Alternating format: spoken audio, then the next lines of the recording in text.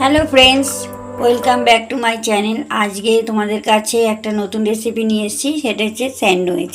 এখানে টমেটো দিয়ে পেঁয়াজ, লঙ্কা আর পাউরুটি আছে। এখানে বেসন সুজি, নুন আছে আর তেল রেখেছি।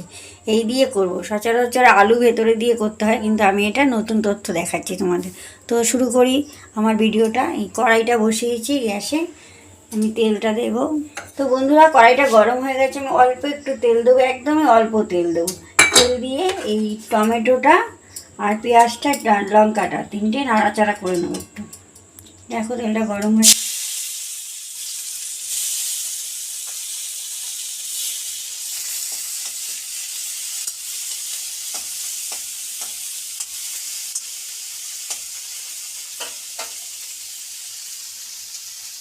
এটা একটু নুন দিয়ে দেবো, একদম অল্প একটু।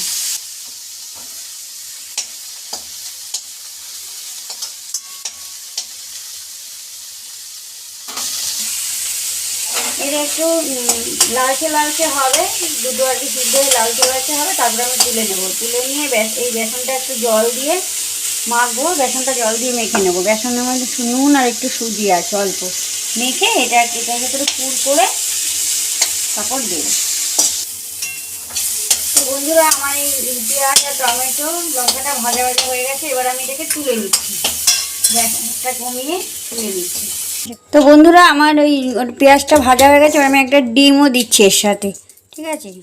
একটা ডিম, দেখো ডিমটা গুলবো একটু।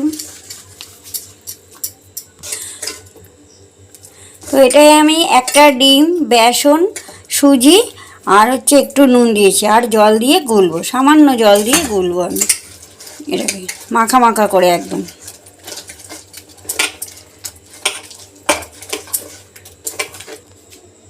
তো বন্ধুরা, এটা আমি বেসনটা আমি ভালো করে মেখে নিয়েছি। এবার মেখে পাউরুটিটাকে এরকম দুটো ভাগ করে পাউরুটির ভেতরে এই পুরটাকে ঢোকাবো আমি, সুন্দর করে সাজিয়ে পুরটাকে আর একটা পাউরুটি দিয়ে এরকম করে এই বেসনে মাখবো।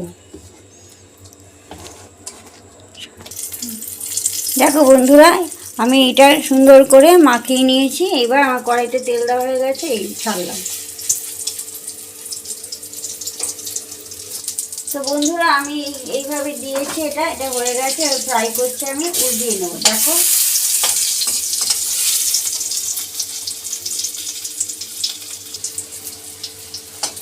ভালোভাবে ফ্রাই করে নেব, ভেতরটাও সিদ্ধ হয়ে যাবে। ঝিমা আছে, বেশি খুব একটা হাই ফাই আঁচ দেবে না, মিডিয়াম আঁচ দেবে, দিয়ে করবে। আমি এইভাবে সবকটা করে নেব। তো বন্ধুরা, আমি এইরকমভাবে স্যান্ডউইচটা করবো, করে তুলে নেব। ফ্রাইটা সুন্দর করে করলে হয়েছে, দেখো। তো বন্ধুরা, আমার রেসিপিটা কমপ্লিট হয়ে গেছে, স্যান্ডউইচ। যদি ভালো লাগে লাইক, কমেন্ট, শেয়ার আর সাবস্ক্রাইব করে দিও। ভালো থেকো, ধন্যবাদ।